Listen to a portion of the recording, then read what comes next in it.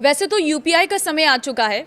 लोग कैश अपनी जेब में कम ही रखते हैं और वजह वाजिब भी है, क्योंकि कागज़ के नोट जल्दी ख़राब हो जाते हैं, बड़ी आसानी से फट भी जाते हैं। हालांकि अब ये समस्या दूर होने वाली है, क्योंकि आपकी जेब में रखा नोट आने वाले समय में प्लास्टिक का हो सकता है। नमस्कार, मैं हूं आपके साथ ममता तिवारी और आप देख रहे हैं न्यूज़ 18 का डिजिटल प्लेटफॉर्म। भारतीय रिजर्व बैंक की नोट छापने वाली विंग BRBNMPL ने प्लास्टिक के नोट बनाने के लिए ग्लोबल टेंडर निकाला है। कंपनी ने दुनिया भर की कंपनियों से पॉलीमर शीट बनाने और सप्लाई करने के लिए रुचि की अभिव्यक्ति EOI मांगी है। यानी पहली बार नोट छापने के लिए जरूरी प्लास्टिक मटेरियल खरीदने की प्रक्रिया आधिकारिक तौर पर शुरू होती दिख रही है। देखिए, शुरुआती चरण में 10 और 20 के नोट पायलट प्रोजेक्ट के तौर पर शुरू किए जा सकते हैं। मतलब अभी बड़े नोटों पर नजर नहीं है, छोटे नोट 10 और 20 के सबसे पहले जो बदलाव होगा वो इसी में देखने को मिलेगा। ये प्लास्टिक के नोट होते क्या है और क्यों इन्हें लाने की जरूरत आन पड़ी और किन किन देशों में ये प्लास्टिक के नोट हैं, कैसे ये प्लास्टिक के नोट बनते हैं, सारी जानकारी इस वीडियो में आपको दे रही हूँ। ध्यान से सुनना आप। प्लास्टिक के नोट होते क्या है, सबसे पहले तो वो समझिए। देखिए, प्लास्टिक नोट को पॉलीमर नोट भी कहा जाता है। ये सामान्य प्लास्टिक नहीं बल्कि एक खास तरह की मजबूत प्लास्टिक फिल्म पर छपते हैं। इस फिल्म पर सफेद कोटिंग की जाती है ताकि नोट की छपाई हो सके। नोट में एक ट्रांसपेरेंट विंडो भी होती है जो इसकी सबसे बड़ी सुरक्षा पहचान मानी जाती है। इसी वजह से ऐसे नोटों को नकली कॉपी बनाना बेहद मुश्किल हो जाता है।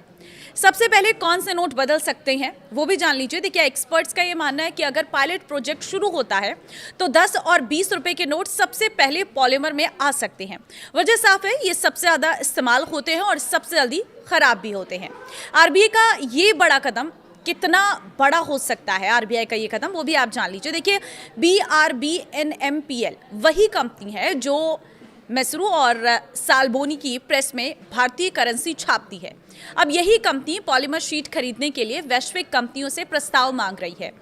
जो ये सिर्फ एक विचार नहीं बल्कि तैयारी का ठोस संकेत माना जा रहा है। हालांकि अभी इसका मतलब ये नहीं है कि अगले महीने से ही प्लास्टिक के नोट बाजार में आ जाएंगे। फिलहाल ये प्रक्रिया शुरुआती चरण में है। 5 जून 2026 को मौद्रिक नीति के बाद प्रेस कॉन्फ्रेंस में आरबीआई गवर्नर संजय मल्होत्रा ने कहा था कि पॉलीमर नोटों का प्रस्ताव विचाराधीन है। उन्होंने साफ किया था कि अभी कोई अंतिम फैसला नहीं हुआ है और केंद्रीय बैंक इसके फायदे और नुकसान का आकलन कर रहा है। कहानी कोई नई नहीं है। भारत में पॉलीमर नोट का विचार करीब 14 साल पुराना है। 2009 के आसपास पहली बार इस पर चर्चा हुई। 2012 में सरकार ने 10 रुपये के 100 करोड़ पॉलीमर नोटों के फील्ड ट्रायल को मंजूरी दी। 2014 में तय हुआ कि कोची, मैसूरू और जयपुर, शिमला और भुवनेश्वर में अलग अलग मौसम में इनका परीक्षण होगा। 2016 में सरकार ने बताया कि सामग्री खरीदने की प्रक्रिया शुरू हो चुकी है, लेकिन तकनीकी और परिचालन कारणों से ये योजना आगे नहीं बढ़ सकी और प्रोजेक्ट ठंडे बस्ती में चला गया। अब फिर क्यों इसको लेकर तैयारी शुरू हुई है वो भी जान लीजिए।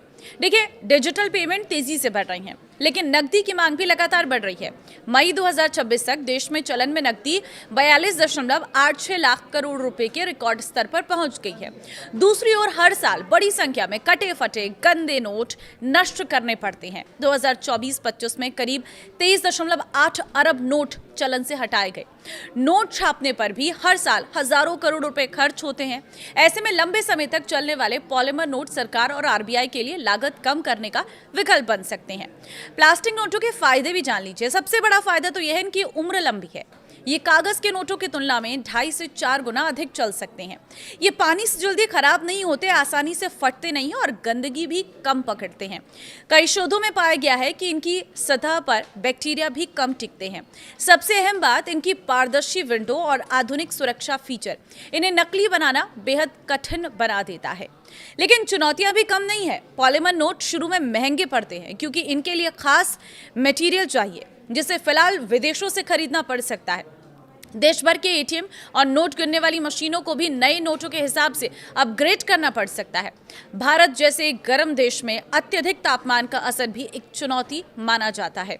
इसके अलावा कई देशों में लोगों ने शिकायत की है कि नए पॉलीमर नोट आपस में चिपक जाते हैं और मोड़ने पर उन पर स्थायी सिलवट पड़ जाती है।